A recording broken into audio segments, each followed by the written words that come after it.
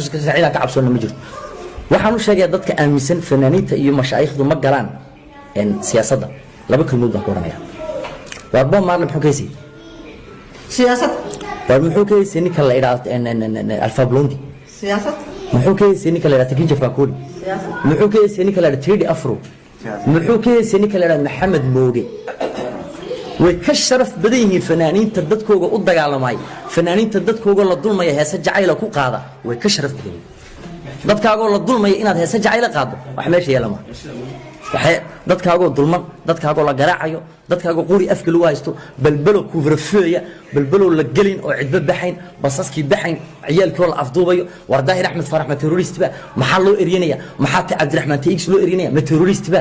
shalay baa la doortay maanta waxa la leeyahay ma shaqeynayst albaabka loo jogso waxa la yiraahdaa meerba ma tiidba c'est pas possible dadka ilaahay baa abuura ilaahay baana u kala abuurin in dabeecad gooniya ninna uu ku ogol yahay ninna kuma ogol labadaba madaxweyne u tahay hadda dulqaadkayga yeelin muslim president dadka kaga banaan in dulqaadkayga la imanaya muslim president waxa qoran anagu waa laga helay waan arkaynay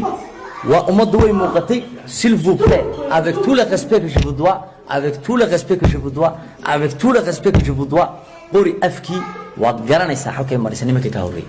waa taqaana qori afki waxba ma hagaajin annagu ciyaalkii wadanka nahay ciyaalkii wadanka ku koran nahay waxaan nahay ciyaalkii Britole inaad dagaal noo horseedid waan ka soo horjeednaa Mr. President waliba adigoo dagaalka horseedina shiinaha ka baxdina waan ka soo horjeednaa aad baan uga soo horjeednaa maxamed jaamac hadii dal la xukumayo maxamed jaamac baa curiyaan laayay in la xukumayo maxaa Cabdiraxmaan Barkad good geeyay dhaxta maxaa askarta horgeey in la xiray hayda maxamed jaamac isaga la curiyaan Mr. President waa ceeb waxa timid aad ceeb tahay waxaan oranaa anagu kala lutte continue waxaan raacsanahay dadka dibadda jooga mana aamusayno ilaahay baa nagu wallahi wa billahi wa tallahi xaqqa ka aamusin